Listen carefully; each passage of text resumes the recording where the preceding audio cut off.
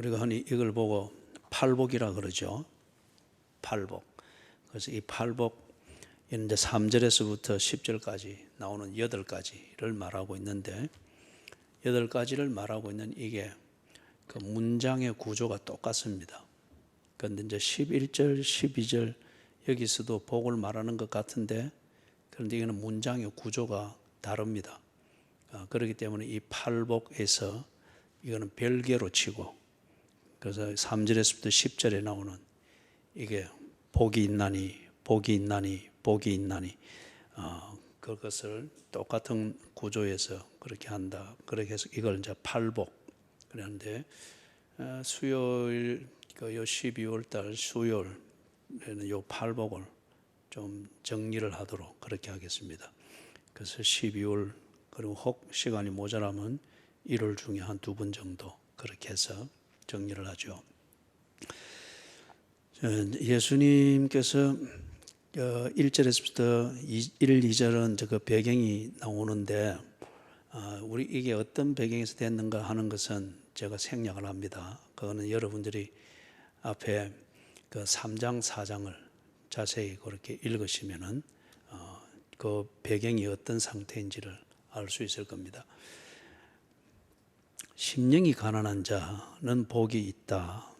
그랬는데 우리가 먼저 이걸 간단히 정리를 하면은 관심이 없다 하는 것 이거는 심령이 부유하다는 겁니다. 내가 무언가에 관심이 거기에 딱 꽂혀 있다. 그럼 적어도 그 일에 대해서는 내가 심령이 가난한 겁니다. 아내는 남편에게 대하여 심령이 가난해야 됩니다. 그런데 요즘 사회에 아내 된 신분을 가진 여성들이 남자들에 대해서 굉장히 부유하죠. 그렇기 때문에 남편에게 집중할 이유를 못 느낍니다. 오히려 그걸 구속당하고 자유를 잃어버리는 것으로. 남편 된 자들 또한 심령이 복잡하고 부유합니다. 여자에 대하여서. 그렇기 때문에 아내도 챙겨야 되고 애인도 챙겨야 되고 또는 한 번씩 만나는 그런 요즘 채팅방 무슨 방 이리 많던데 그런 데 있는 여자들을 다 챙기는 게 그렇게 이 심령이 여자에 대해서 심령이 복잡하니까 아내와 더불어 사는 남편의 그 행복을 결코 맛볼 수 없습니다. 그렇기 때문에 아내와 함께 산다는 것이 자꾸 피곤하고 지옥 같고 젊은 시절 다 잃어버리는 것 같으니까 자꾸 밖으로 도는 거죠.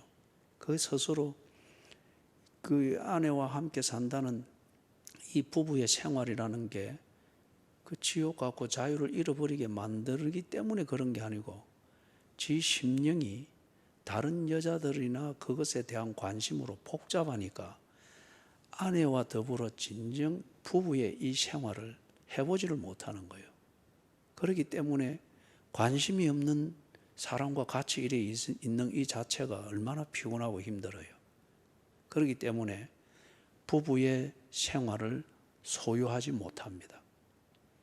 부부의 생활을 통해서만 사람이 진정 자기다워질 수 있는 그것을 경험해 보지 못하고 그래 알지도 못합니다. 그것처럼 하나님에 대해서 관심이 없는 사람들은 하나님께 가까이 하면 할수록 또 그런 환경이 만들어지면 질수록 그 사람은 굉장히 이 심령이 복잡해집니다.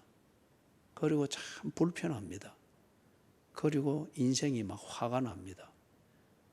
간섭받는 것 같고 제한받는 것 같고 내 자유를 착취당하는 것 같고 권리를 착취당하는 것 같고 그렇기 때문에 그런 사람은 하나님께 가까이 할 수 있는 기회가 있고 또 그런 간섭을 받고 그렇게 하면 할수록 그는 지옥을 맛봅니다. 천국을 소유하지 못하고 지옥을 맛봅니다. 아까 부부의 관계를 예를 들어서 했던 것처럼 심령이 가난하다 하는 이 말은 간단히 말해서 하나님을 믿는 사람이면은 하나님께 관심이 거기에 딱 꽂혀 있는 사람입니다. 그거 외에는 다른 관심을 가질 그게 없어요. 그래서 다른 거 많은 종교를 말하고 이게 행복이니 뭐니 말해도 하나님과의 관계에서 내가 멀어져 있다고 느끼거나 또는 그 관계에 있는 하나님을 내가 충분히 알지 못하고 있다고 느끼면은 그게 굉장히 내게 뭔가 결핍증을 느끼는 거죠. 굶주림과 목마름을 느끼게 만드는 거죠. 그죠?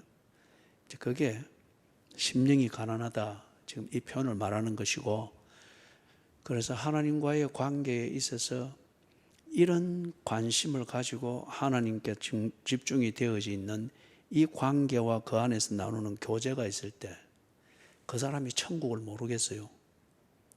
하나님과 더불어 지내는 그 본질을 말하는 천국을 그 사람이 모르겠어요.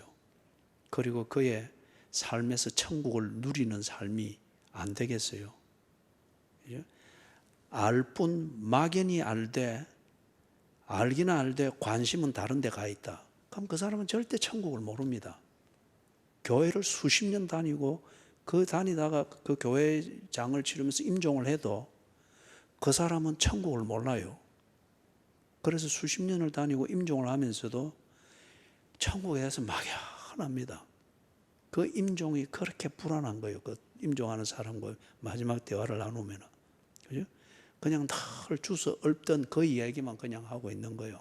그죠? 임종하면서도 천국이 그 사람의 것이 아닌 거예요. 그것은 그의 관심, 여기 심령을 말하는 그의 중심이 하나님께 함께 결합되어 있는 것이 아니기 때문에 그의 심령은 다른 여러 가지로 복잡하게 살았습니다. 그렇기 때문에 그는 다른 것 알듯 하나님을 그렇게 알고, 그렇기 때문에 그는 하나님과의 관계 안에 있을 때에 얻게 되는 것, 누리게 되는 것, 그것에 대해서 전혀 모르는 겁니다. 그렇죠?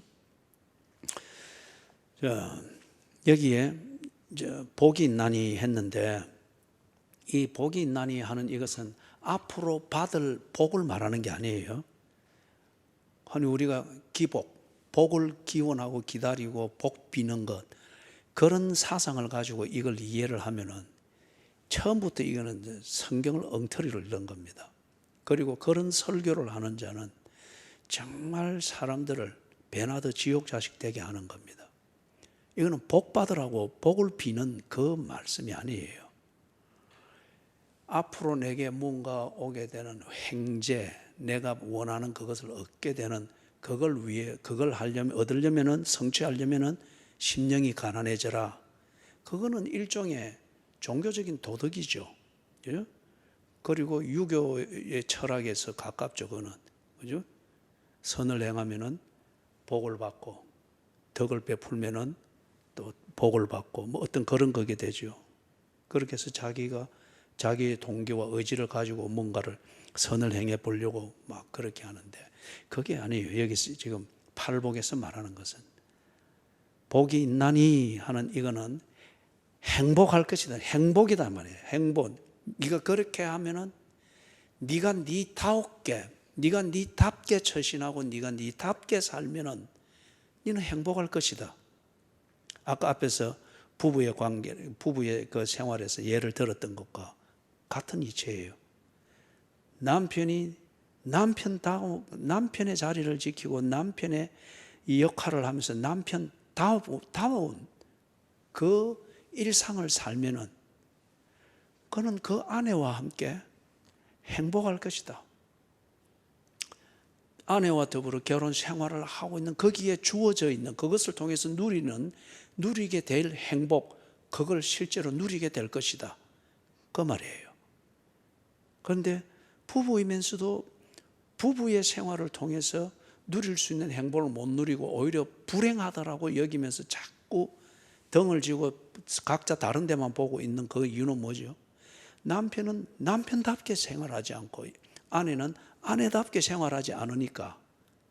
그죠? 그러니까 부부로 지내지만 불행한 거예요.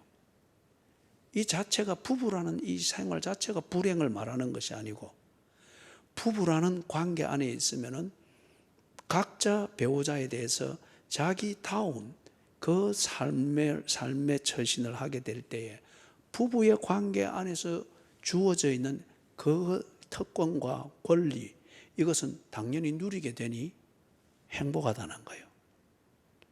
그 행복을 못 누리는 것, 그것은 남편은 남편답지 않고 아내는 아내답지 않게 그렇게 처신을 하기 때문에 그렇다는 거예요. 그것처럼 지금 여기서 말하는 게 바로 그런 내용입니다.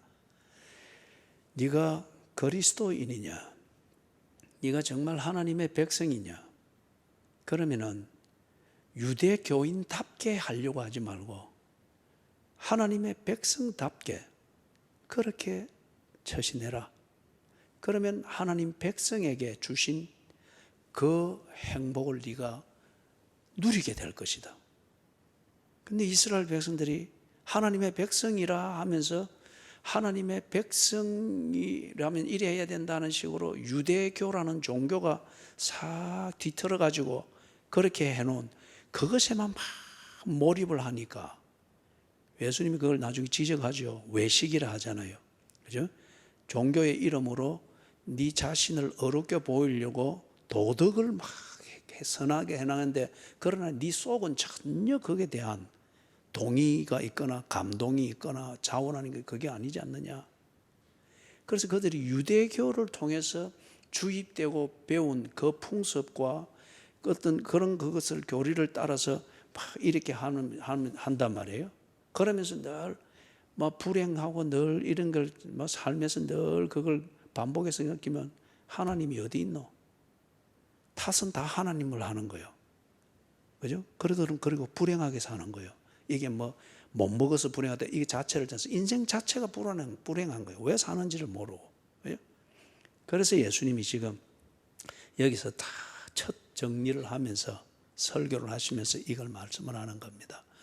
네가 불행한 것은 하나님의 백성답게 처신하지 아니하고 네가 본이든 타이든 간에 하나님을 등지고 사니까 하나님의 백성에게 주어진 그 복을 네가 누리지 못하고 있지 않느냐.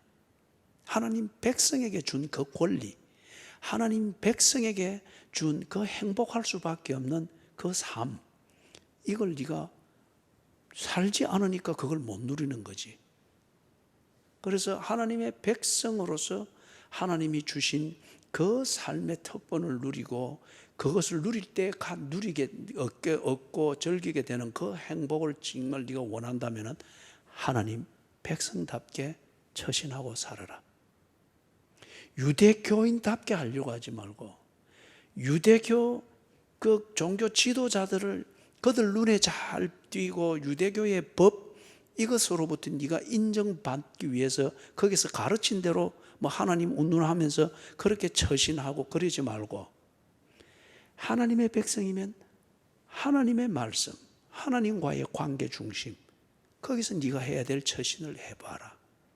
그러면은 유대교가 줄 수 없고 헬라 철학이 줄 수 없고 로마의 경제와 법의 힘이 줄 수 없는 하나님의 백성에게 주어진 그 행복을 네가 밥상에서부터 일터에 이르기까지 네 일상에서 누리게 될 것이다. 그게 복 있나니 그 말입니다. 그래서 심령이 가난하게 뭐 이걸 오도해 가지고 마음을 비우고 뭐 어쩌고 이렇게 거짓 없이 그다음에 무소유 개념으로 이렇게 청빈하게 살면은 그러면 네가 복을 받을 것이다. 그 복이 천국이, 그래서 뭐 천국으로 가게 된다. 뭐 이런 극단적인 오도하는 소리라는데 그걸 말하는 게 아니에요. 하나님의 백성이면 하나님의 백성에게 이미 그의 삶이 주어져 있는 겁니다. 우리가 지난 수요일까지 사도신경을 쭉 하면서 마지막 부분에 구원 세 파트를 다루었죠. 그걸 다룰 때 내게 지금 영생이, 그리스도인에게 영생이 있습니까 없습니까? 천국에서 사는 영생이 그리스도인에게는 이미 있는 거잖아요. 그죠? 그런데 이 영생, 하나님과의 관계 안에서 하나님과 교제하며 사는 이 영생을 우리의 일상생활에서 거울 보며 머리 빗질하면서 그리고 그걸 보며 외출을 위해서 몸 단장을 하면서 이 영생을 누리지 못하는 것. 그래서 다 근심과 그걸 보면은 거울 앞에서 제일 많이 좌절하잖아요. 특히 여성분들이. 그죠? 왜 그러느냐 이거죠. 거울을 보면서 하루 일상을 사는 자기 자신을 인도하는 하나님, 그 하나님을 인식하면서 또 용기를 얻고 격려를 얻고 이렇게 되지 못하고 왜 그러느냐 이거죠. 그죠? 왜 내게 주어져 있는 하나님의 자녀에게 주어져 있는 천국의 영생, 이걸 왜 내가 일상의 삶에서 누리지 못하고 저 멀리 우주 끝에 어디엔가 있는 것처럼 그걸 잡으려고 하려는 그런 종교적인 구도 행위를 하듯, 그러니 얼마나 피곤하고 그게 지옥이잖아요. 왜 그리 사느냐 이거죠. 그것은 당신이 그리스도인일 것 같으면 그리스도인답게 살지 않고 자꾸 엉뚱한 데를 이렇게 들어보고 관심을 거기에 자꾸 흩어져 가지고 그렇게 복잡해지니까 산만해져 놓으니까 하나님의 자녀로서의 누려야 될 그 삶을 못 누린다는 거예요. 꼭 천국이 내 것이 아닌 것처럼, 예? 그렇게 산다는 거죠. 그래서 여기서 심령이 가난한 자는 복이 있나니, 또는 애통하는 자는 복이 있나니, 복이 있나니, 복이 있나니, 이건 이미 내게 있다는 겁니다. 그런데 문제는 그것을 내가 실제로 누리는 일상의 삶이 되어야 되는데 그리 못 되는 것은 네 심령이 다른 데로 흩어져 있기 때문이다. 하나님께 집중되어 있지 않기 때문이다. 그걸 지금 예수님께서 말씀하는 거예요. 그죠? 뒤에 가면서 우리 조금 더 정리를 하겠는데, 그럼 여기 보면은 가난하다는 말이 있죠. 이게 크게 보아서는 이 신약 마태복음을 쓴 첫 번째, 이 마태복음을 쓸 때 사용된 첫 번째 언어인 고대 헬라어라는 게 있습니다. 거기서 이 가난을 말할 때에 대표적인 단어가 두 개 있어요. 하나는 경제적으로 빈곤한 그 상태를 나타내는 가난인데, 그때 말하는 그 가난이라는 의미를 나타내는 단어는 상대적인 가난이에요. 상대적인 가난.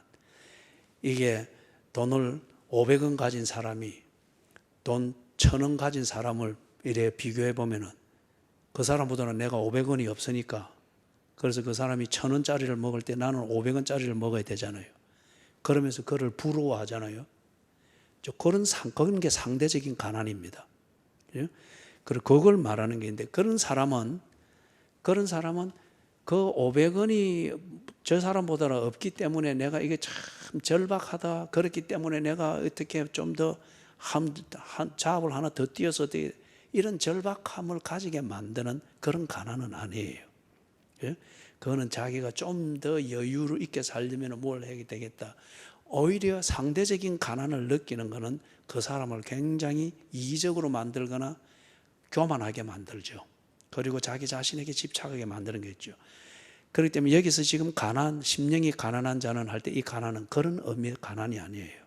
있어도 그만이고 없어도 그만인, 그냥 상대적으로 비교해 볼 때 잠시 느끼는 그런 가난, 이걸 말하는 게 아니에요. 그 다음에 그 헬라에서 쓰이는 두 번째 대표적인 용어 중에 하나가 뭔가 하면은 절대적인 빈곤을 말하는 그 단어가 있습니다. 절대적인 빈곤을 말할 때 이거는 내게 아무것도 없는 거예요.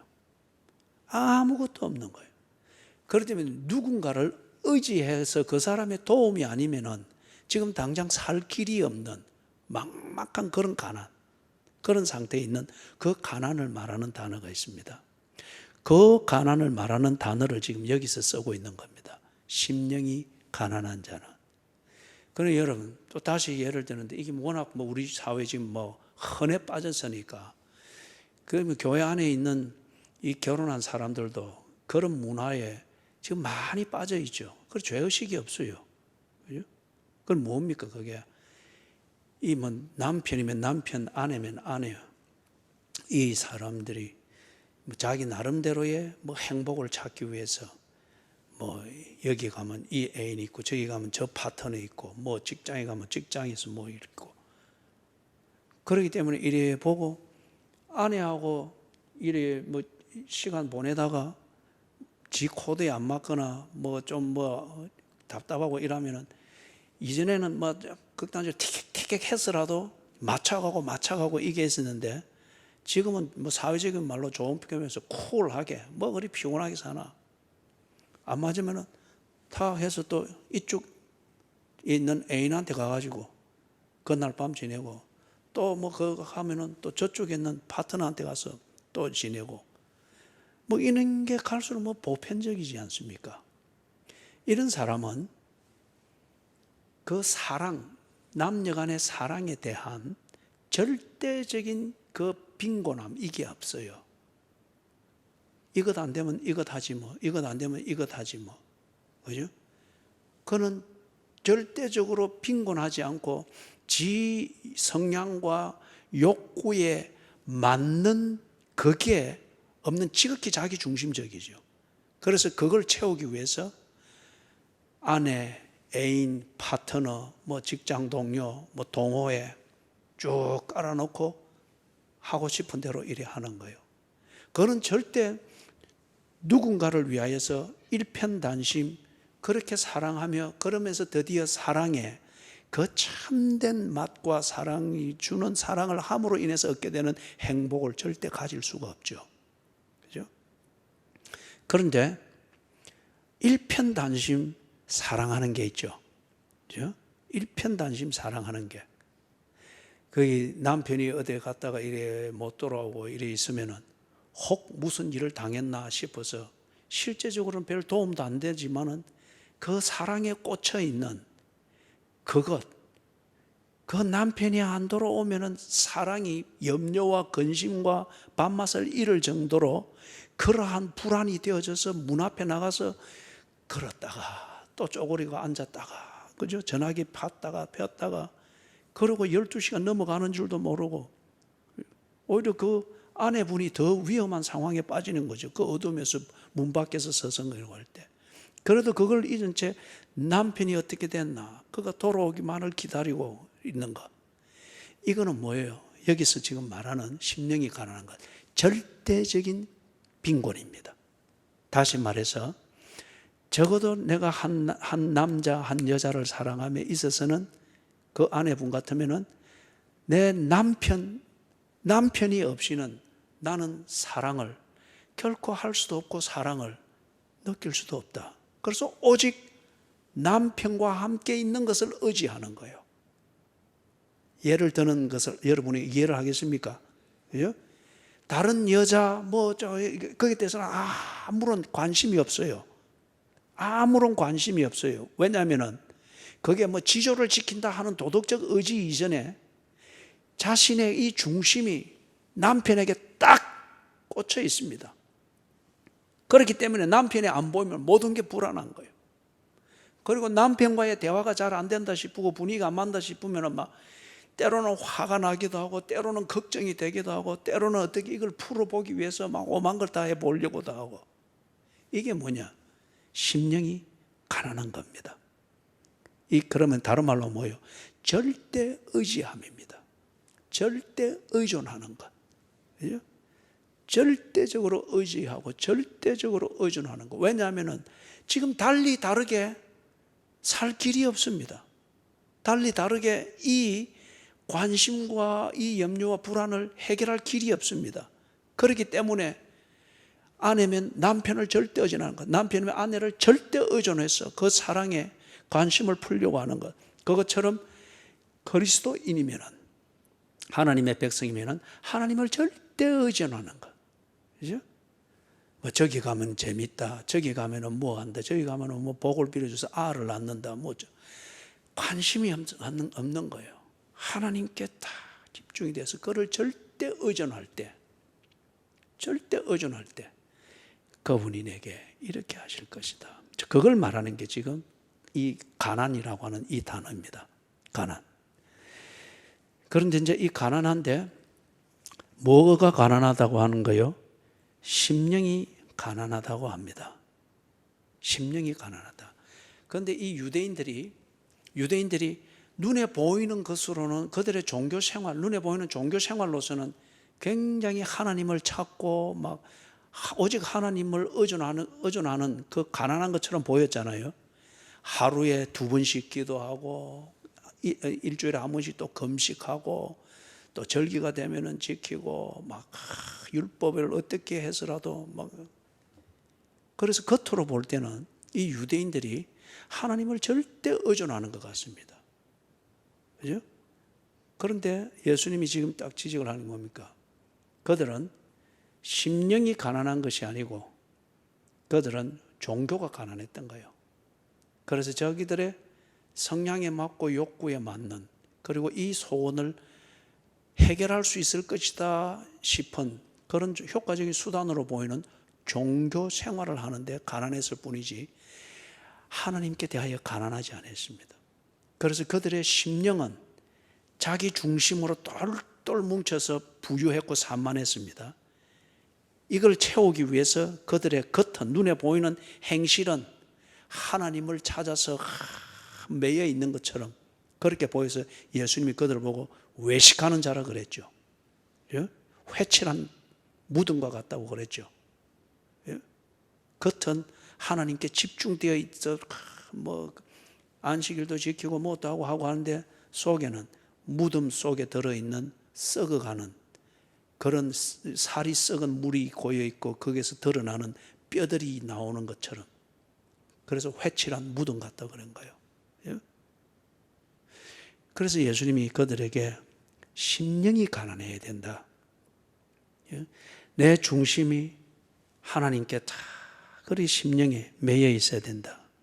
그래서 여러분, 그러면은 이해하기 쉽게 이 심령이 가난하다 하는 이것의 반대말을 생각을 하면은 이걸 좀 더 잘 이야기할 수 있어요. 이해할 수 있어요. 반대말이 뭐겠습니까? 교만입니다. 교만함, 오만함, 자만남. 그죠? 이 교만이든지 오만이든지 자만이든지 이거는 다 자기 중심성이잖아요. 자기 중심성으로 다 가지고 있으면 지 하고 싶은 대로 생각합니다.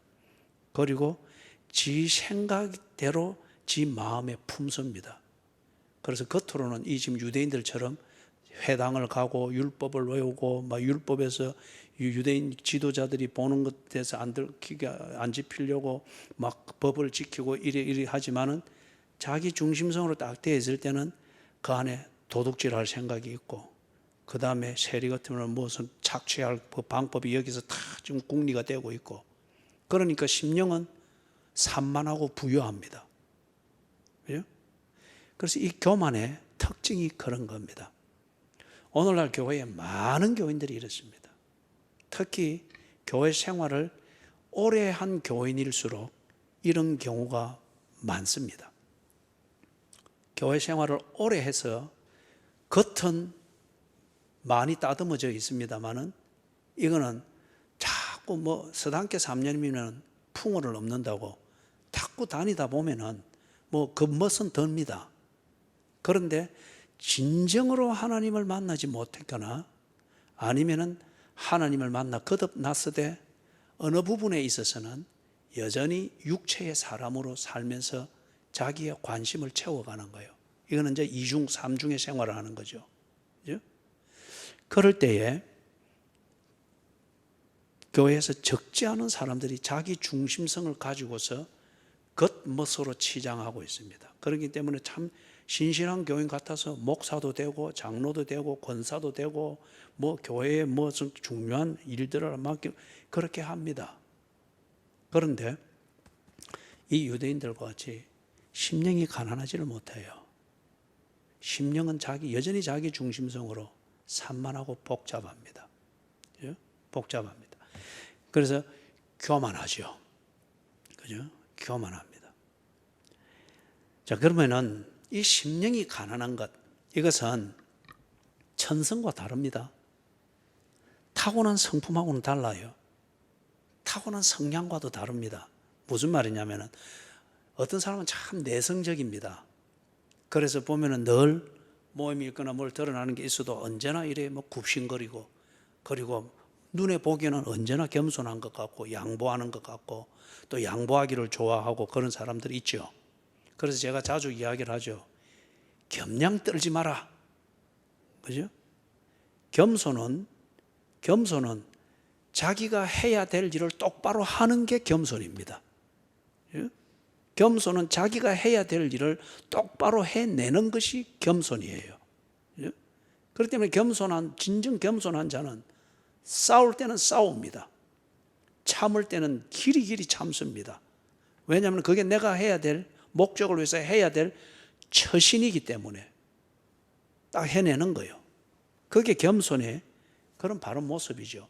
겸양을 떨고 있는 것, 그리고 내성적이기 때문에 늘 말수가 적다, 그리고 언제나 천성적으로 양보하기를 좋아하고, 그리고 막 자기 것 나눠주는 거 막 한탕 쓰는 거 좋아하고, 그리고 어떤 사람들은 보면 아주 수동적이죠.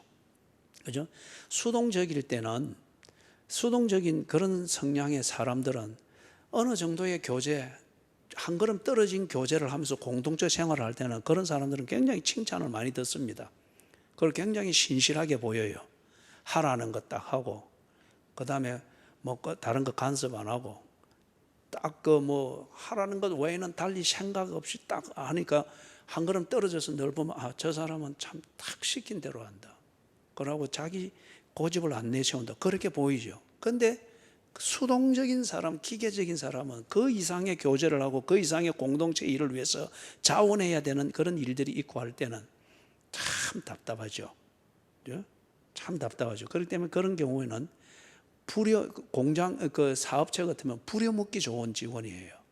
부려먹기 좋은 직원이에요. 그러나 그런 사람은 결코 이사, 상무 이렇게 진급할 수가 없습니다. 그죠? 기획부에 들어가서 이런 게 안 되죠. 그런데 그런 이제 천성이 수동적인 사람인데 또 기계적인 사고방식밖에 못하는데 그걸 두고서 저 사람은 참 마음이 순수하다, 심령이 가난하다. 그건 아니에요.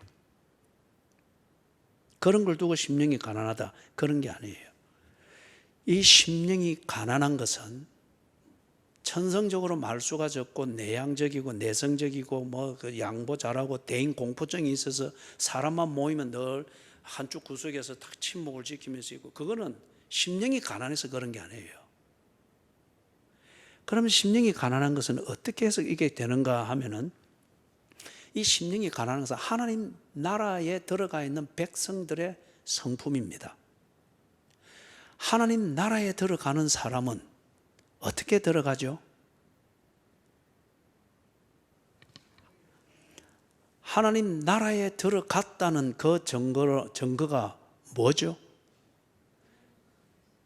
하나님의 관계 속에 있다 하는 것은 내가 세상과의 관계, 사탄과의 관계 안에 있다가 하나님과의 관계 속에 들어갔다. 그럼 여기에 뭐 어떤 일이 일어난 거예요? 거듭났다는 거죠. 변화의 근본적인 변화, 그리고 그 변화의 시작은 거듭나는 겁니다. 사탄과의 관계 안에 있는 이 존재가 하나님과의 관계 안으로 완전히 옮기는 거잖아요. 지옥에서 천국으로 옮기는 것, 단순히 말하면.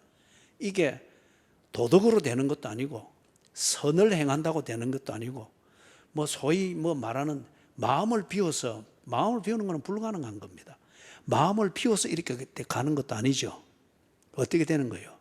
이 관계에 대해서 죽고 새 관계에 대해서 살아나야 됩니다. 이걸 보고 우리는 거듭난다 그러죠. 그죠? 거듭난다. 거듭남으로 하나님 나라에 들어가 있는 하나님의 백성들의 성품이 심령이 가난한 겁니다. 그렇기 때문에 처음에 말했던 그 말이 맞죠. 심령이 가난하다. 하나님 나라에 들어가 있는 하나님의 자녀들의 본질적인 성품 중에 하나다. 그런 것 같으면 하나님의 자녀인 것 같으면 이미 하나님과의 관계 안에서 내가 누려야 될 하나님의 은혜와 하나님의 자녀의 권세를 나는 가지고 있고 누리게 돼 있는 거잖아요. 그런데 그걸 못 누리고 이전에 있던 지옥의 관계 속에서 있던 그것과 자꾸 맴돌고 있는 건 뭐예요? 하나님에 대하여 심령이 가난하지 않기 때문에 그렇다는 거예요. 자꾸 있으면서 한눈 팔고 엉뚱한 데를 자꾸 이렇게 해서 그렇다는 그거죠. 그렇기 때문에 이게서 복이 있나니, 이거는 이리 하면 앞으로 복을 받을 것이다, 그게 아니고 니답게 살면은 니께 있는 바로 그 권세와 네 삶을 누리게 될 것이다. 한눈 팔지 말아라. 바로 그 말이라는 거죠. 그리고 얘기가 조금 빗나갔는데, 심령이 가난한 것은 하나님 나라에 들어가 있는 하나님의 자녀들의 성품입니다. 개인적인 의지로 되는 게 아니에요. 이제는 교회 좀 열심히 다니면서 좀 이래 해봐야지, 그건 하나의 동기부여를 하는 것이지 그것으로 되는 건 아니에요. 그죠? 그래서 이게 이제 그럼 구체적으로 어떻게 해서 이게 되느냐, 조금 어려운 표현으로 말하면, 우리가 사도신경 할 때 성령을 믿사오며 할 때의 성령의 내재하심에 대해서 들었죠. 성령께서 하나님의 자녀들과 함께 하시며 하나님의 자녀들을 인도하십니다. 우리는 이걸 보고 조명하신다 그랬죠. 그죠? 하나님의 말씀을 듣게 해주고, 들은 걸 깨닫게 해주고, 하나님의 인도하심을 따라갈 수 있도록 우리로 하여금 격려해 주시고, 그렇게 해주신다. 이게 성령의 조명해 주신다. 조명해 주시면서 우리와 동행하는, 이걸 좀 어려운 표현으로 성령의 내재하십니다. 사도신경을 할 때에 그것을 했죠. 그죠? 자, 그래서 이걸 쉽게 말하면은, 성령이 우리를 인도해 주시고 내재하심으로 조명해 주시는 것을 통하여서 내가 하나님의 자녀다, 나는 지금 하나님 나라 안에 들어가 있다, 이걸 거울을 보면서도 알게 하시고, 밥을 먹으면서도 깨닫게 하시고, 어려운 일을 만나서 땀을 찔찔 흘리는 그때에도 내 중심에는 내가 하나님의 자녀로서 오늘 내가 해야 될 이 일을 하고 있구나 알게 하십니다. 그렇기 때문에 하나님의 이 성령의 내재하심, 이 조명의 주심 아래에서 딱 내가 열려있는 하나님의 자녀는 어떤 경우에라도 자기답게 처신하려고 합니다. 하나님의 백성답게 처신하려고 합니다. 쉽게 말하면 예배를 드리면서, 주일날 예배를 드리면서 받은 은혜대로 지키며 살려고 합니다. 그날 아침 새벽 기도를 하며 또는 나름대로 경건의 시간을 가지면서 성경을 읽고 묵상하며 깨달았던, 그리고 결심하였던 그 마음대로, 그 중심대로 빚쟁이 앞에 시달리는 그 순간에도 딱 그렇게 처신하려고 합니다. 그래서 하나님의 자녀답게 성령의 내재하시는 그 은혜를 속에서 내가 어느 경우에든 하나님의 자녀답게 처신하니까 나는 하나님의 자녀가 누려야 될 그 삶을 어느 순간에든지 누리는 거예요. 그래서 데살로니가 전서에 있는 말씀처럼, 데살로니가 5장에 있는 말씀처럼 항상 기뻐하라, 이게 실제라는 거예요. 그죠? 내가 하나님의 자녀로서 하나님의 자녀답게 처신을 하는, 이게 되니 천국이 내 것이구나. 아, 내가 천국 안에 있구나. 내가 그리스도인이 사는 그 생명, 천국에서 누리는 영생을 내가 소유하고 있구나. 이걸 알고 그걸 내가 누리고 있는 것을 아니 그가 행복할 수밖에 없죠. 그죠? 항상 기뻐하라. 비결이 거기에 있다는 거예요. 그래서 심령이 가난하다, 성령에 내재해 주시고 성령에 조명해 주시는 이걸 통해서 내가 열려 있을 때, 받아들일 때, 그것을 순종할 때, 그 인도하심을 따를 때 심령이 가난해질 수 있다는 거예요. 다른 것 관심 안 가지고 이런저런 유혹에 빠지지 않고 하나님으로 인한 목마름과 굶주림으로 그렇게 지낼 수 있다. 자, 그러면 보십시다. 오늘 이걸 다 하지는 못하겠는데 딱 되는 만큼 잠깐만 하고 다음 주 또 수요일 날 바로 마무리를 하도록 하십시다. 성령이 조명해 주시는 것에 대하여서 반응을 하는데, 그럼 이제 심령이 가난해지도록 성령이 조명해 주시는 거죠. 거기에 대해서 반응을 하는데 세 부류가 있습니다. 하나는 불신자입니다. 여러분들 가운데에서도 태어나면서부터 거듭남을 대하여서 찬양하면서 태어난 사람 없죠? 그죠? 예수 믿는 부모 아래서 태어났으면 언약 가운데 태어났습니다. 그 언약의 환경 안에서 자라면서 여러분이 인격적으로 그리고 중심으로 심령으로 하나님을 만나고 거듭남을 확신하고서 그리스도인이 된 게 여러분들이죠. 그죠? 지금 여러분이 그리스도인인 것 같으면 눈이라도 껌뻑가서 이런 중요한 중면일 때는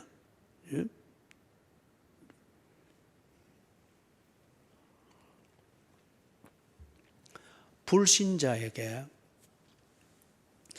하나님과의 관계 밖에 있는 자를 보고 우리는 불신자라 그러죠.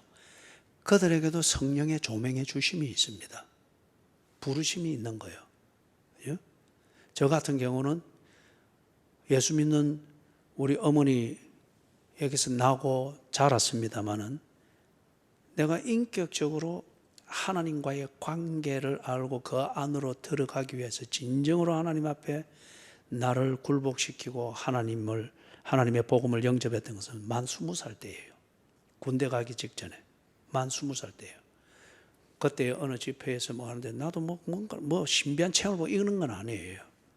성경을 되게 읽고 싶어서 그 집회가 끝난 뒤에 오전 예배가 끝난 뒤에 성경이 되게 읽고 싶어서 진짜 그런가 싶어서 성경을 첫 장부터 읽다가 보니까 히브리서 11장까지 계속 읽게 됐더라고요. 그러면서 막 허리가 끊어지는 것 같아서 정신을 차리고 보니까 이틀하고 2끼가 지나갔던 거예요.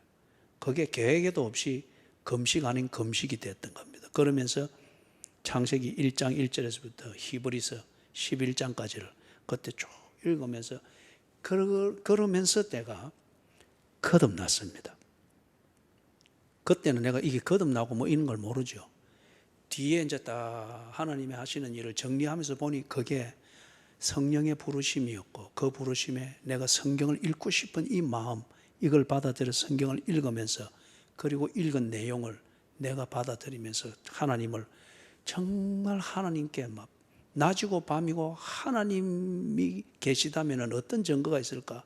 이것을 찾고자 하는 그 가난함 그것 때문에 모든 것을 산 아래에 있는 모든 것에 대해서 관심을 끊고 밤낮으로 그것에 집중을 하게 된 거예요. 그죠?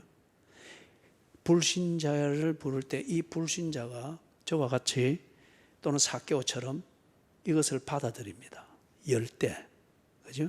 그럴 때에 다른 모든 세상과 나눠놓은 데가 안 되었고 오직 구속한 주만 보이는 이 거듭남이 있게 되죠. 심령이 가난해지도록. 그 다음에 심령이 가난해지는 이것으로 성령이 부르실 때 잃어버린 자를 부르시면서 조명을 하죠. 그래서 제가 그 관계에서 벗어나서 잘못된 곳에 있는 것을 알게 하죠. 뭐 대표적인 예가 누가복음 15장에 잘 나와 있죠. 탕자의 비유가 있지 않습니까?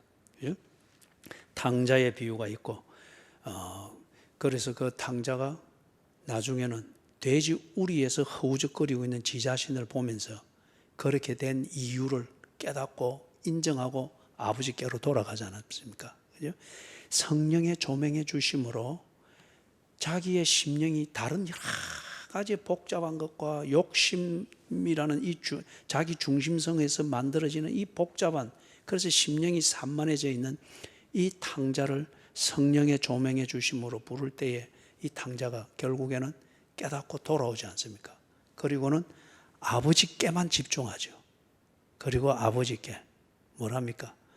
이제는 아들이라 불릴 그런 염치가 없으니까 저 종들 중에 하나로 여겨주십시오 하면서 아버지께 심령이 가난해지잖아요. 그죠? 그 관계 아니면 못 산다는 거. 성령의 조명해 주심으로 잃어버린 자, 탕자와 같이 잃어버린 자가 돌아오게 하십니다. 그리고 심령이 가난해지게 하죠. 그 다음에 믿고 있는 자, 저와 여러분들과 같이 믿고 있는 자들을 또 성령이 조명해 주십니다. 이것은 이것 때문에 믿고 있는 자들이 성숙해 가는 겁니다. 성숙해 가면서 좋은 열매를 맺는 이것으로 성장해 가는데 예를 들면 다윗 또는 바울과 같은 사람들이 있죠. 이 사람들이 지 힘으로 거듭난 뒤에 지 힘으로 노력하고 공부하고 도 닦고 막 금식 기도하고 막 이런 게 쌓여 가지고 그렇게 성숙되고 막 이래 했습니까? 아니에요. 자라야 할 때마다 변화가 되어야 될 때마다 성령의 조명해 주시는 사건들이 늘 있었죠. 그럴 때에 이 사람들이 다윗이나 바울이 우리와 다른 것은 그때 그것을 깨닫고서 받아들였습니다. 그리고 그걸 통해서 더욱더 하나님과의 관계에 가난해졌습니다. 절대 의존했다는 거예요. 그리고 정말 내 앞에 무슨 일이 있을지 모르지만은 내가 한 가지 아는 것은 하나님이 내 손을 잡고 가신다는 것을 알고 예수께서는 내 앞일에 뭐가 있는가를 알고 계시다는 이것 하나 믿고 그냥 따라갔던 거잖아요. 내일 일은 난 몰라요 하는 거기서 보는 것처럼.